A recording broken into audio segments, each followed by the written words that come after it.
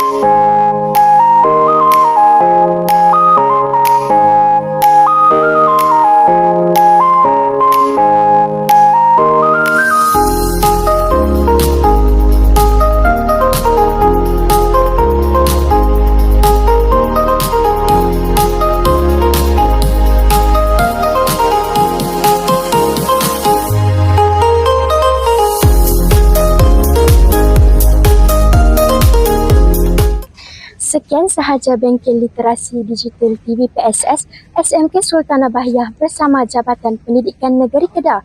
Semoga perkongsian ilmu dan pengalaman hari ini dapat memberi manfaat serta mencetuskan inspirasi bagi menghasilkan bahan digital yang berkualiti. Sekian sahaja liputan kami. Saya Nur Alisha binti Syamsul Afendi, wartawan anda pada hari ini. Bahiyah TV, pencetus inovasi.